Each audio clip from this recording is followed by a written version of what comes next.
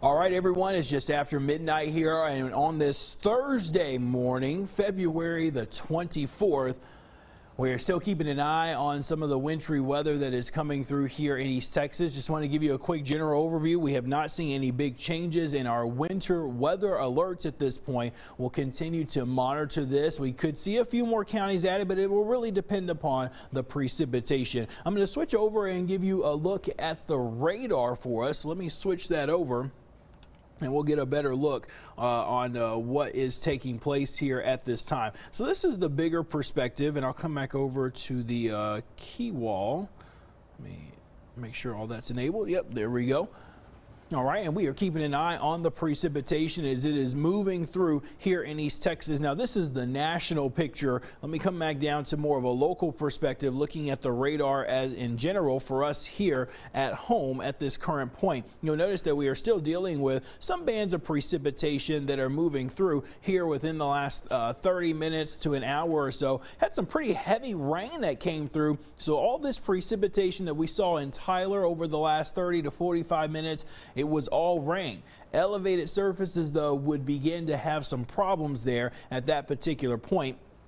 You'll notice how as you get off to the northeast, still probably some rain in portions of Upshur County. We've also probably had some rain coming down even in Longview. We can check that on our camera. We'll give you a quick look there from Longview at this point. And there you can notice, yeah, it's water droplets that are definitely coming down at this time under that cloudy sky. Back over to the radar there, you can notice that precipitation continuing to move off to the north and to the northeast near Linden, Jefferson, Ore City. Some very heavy precipitation here. If you notice the color table, we're getting on the darker side of the mix, and that's where we're probably seeing more so of it's just being rain. However, there could be some light sleet or even some light freezing rain that is mixed in. Widen out the view just a bit more, looking back down to the south and to the southwest. Not finding a whole lot back to the southwest at this current moment, but let me switch over to the Granger radar site, and we'll kind of get a better idea of some of that precipitation. Let me also make an adjustment here. It looks like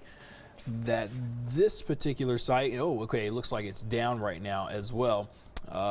It's not picking up on much of that precipitation. So we've had two radar sites go down.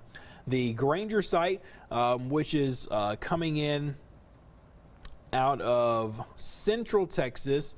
That's located just south of or just northeast of Georgetown.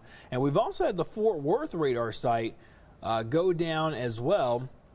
Let me pull that one in here so that we can see that. Yeah, and this went down over 3 hours ago. So we are limited on our sites here, but we do have the national radar composite that can help us just a bit. But this precipitation that we're seeing is so light that we really need the radar sites to actually give us a better handle on what's taking place. So from there, let's go to the national perspective. I want to give you a bigger look. First of all, let me take you to the infrared satellite imagery. This is a very helpful tool. Had a question on Twitter asking about, we're seeing the precipitation let up. Why is it letting up at this point? Well, we're still awaiting more of the moisture. And you'll notice by looking at the infrared satellite imagery that moisture is still located back down to the south and to the southwest. This is the energy that's going to continue to spread this way. Now, looking at the color table, the areas of green, yellow representing we're getting colder and colder with those cloud tops. And typically when we're talking about precipitation, the colder the cloud top, meaning the more likelihood of precipitation to fall. Warmer cloud tops essentially wash away precipitation in general, but the colder the cloud tops, the increasing chance that you're seeing more precipitation. And that's what's going to gradually take shape back over portions of this region. And as this moves up in our direction, we'll actually see more of that moisture move in, leading to some of the wintry weather to return back into the area at this current point. So we're going to continue to keep a close eye on that. Let me go to road temperatures real quick, and then we're going to check back in on our local temperatures. You'll notice for road temperatures at this point, they are in good shape. We're sitting into the 30s. However, 32 Sulphur Springs, 33 Athens. Elevated surfaces definitely are having some problems here at this point. We've got Brandon working back in our PCR booth. Brandon, if you don't mind, can you take me over to Weather 2 with this behind me? I want to show the TxDOT map. I want to give you a general overview on what we're seeing take place, at least from a TxDOT perspective, because we're starting to see more and more reports of some icy bridges and overpasses taking shape here in East Texas at this time. So we'll see if we can get that in. We may not be able to, and if not, that's okay. I can definitely do that here on my end. And actually, that's probably what I'll need to do, which is no problem at all. So give me just a second. Let me add in this picture for us here, and we'll be able to show you that. I'll turn this off here at this point. Okay, there you go. There's a closer look on what we're seeing here across the TxDOT map. Now, the areas of orange representing construction, I'll turn that off here. We're really just looking at the areas of gray, and I'll probably need to zoom in a bit more. Let me grab my other mouse here. This will help me a little bit more so I can show you as well in regards to what we're looking at here at this moment. So this is the Drive Texas website. Very useful tool. Hopefully you'll be able to use this to help you get around for your morning commute and whatnot. I'm going to add a chair here because I'm going to have to bring a mouse down here. But let's give you a closer look on what we're seeing. So this is the Tyler area here at this point, and there you can notice in the area of gray, looks like I know they at least shut down portion of Toll 49 near Old Jacksonville Highway, so going into Gresham there. That's because that road was covered in ice, and notice how it extends all the way back up toward Lindale. So this entire portion of the tollway likely shut down at this point because of the elevated surfaces and some of the problems. But you'll notice surrounding that, we don't have much of a concern. Let me widen out this view here just a bit more. You'll notice in the area, not too much of a problem, but going back toward 155, crossing over Lake Palestine here near the Coffee City area, Frankston. Yeah, we have some reports of some ice on the roadways. Let's go farther back to the west. This is where we're seeing more of the impacts here. You notice back near Athens, on the southwest loop here along Highway 7, we click on that. We're looking at some ice and snow accumulation on some of the bridges and overpasses there. You get out on 31. Yeah, 31 is going to have a little bit of problems, and you work your way up towards 75, and we've got some additional problems that are taking place in that region too. So problems will continue to arise most likely as we go into the night, and then you notice for areas that are back toward the Metroplex, it is an absolute mess across that region. So that's where some of the additional concerns are at this point. But I think as we get more precipitation to move in, we may see some conditions begin to go downhill just a bit more, and that's what we're going to continue to watch for here at this particular moment. Okay, we're back on the radar. I wanted to show you the local temperatures, so we'll do that for you right now. And you'll notice here where temperatures are standing at this point. So yeah, we're at about 32 in Mount Pleasant. We're looking at temperatures not changing a whole lot. 27 in Sulphur Springs, Mineola down to 28. Gilmer at 33. We've got that heavier precipitation that's coming through. Looks like right now it's all rain that's coming down. Maybe some sleet or freezing rain mixed in, but not too much of a concern to cause impacts, with the exception being the elevated surfaces. Lindale at 32, Athens at 30, 29 the temperature in Canton, Jacksonville at 33. Notice areas to the east, Henderson at 36, Mount Enterprise also at 36, 34 though from the East Texas Regional Airport. Appleby reporting 35. We've got 33 in Kennard, 37 in Center. Lufkin at a temperature of 39, Trinity at 34, around 40 in Zavala and in Hemphill. So the temperatures, especially across the east half of the area, mainly from Highway 259 to the east and 59 east, we are definitely not looking at much of a way of wintry weather impacts. All precipitation will continue to remain liquid at this moment. Okay. Futurecast for us. I want to go back to that and show you what we're going to expect here as we go into the next several hours. What we're anticipating is a gradual uptick in terms of precipitation coming our way. There you can notice the timestamp around 1 o'clock. We'll probably start to see some of that. Now here's where the disturbance that we were looking at on the infrared satellite imagery coming in from central Texas, and notice how that will begin to expand a bit more in coverage across our northwest area. So a greater concern here likely to unfold for perhaps more freezing rain in our west and northwest counties at this time. The freezing line going to play a big role, but we've got to get down to 30, 29, 28 for there to be some problems, and that would likely occur in the areas that are already at that mark, as we just pointed out, from Athens going back up into Wood County all the way up towards Sulphur Springs as well. By 5 a.m.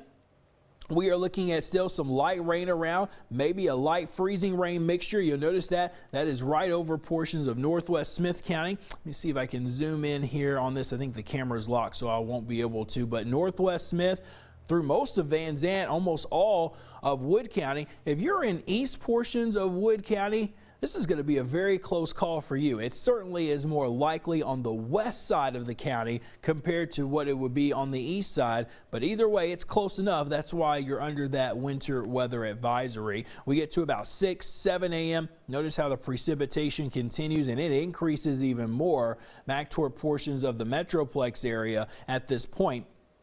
And by 9, 10 a.m., still off to the northwest, and hopefully we can transition out of any wintry weather back to liquid rainfall. And even though the temperature just barely gets above freezing, it's enough to transition us back over to liquid before we probably see a bit more precipitation, rain, freezing rain mixture going into the early evening before that begins to pull away, and then the rain chances will let up. So deep East Texas is really all about the rain for you.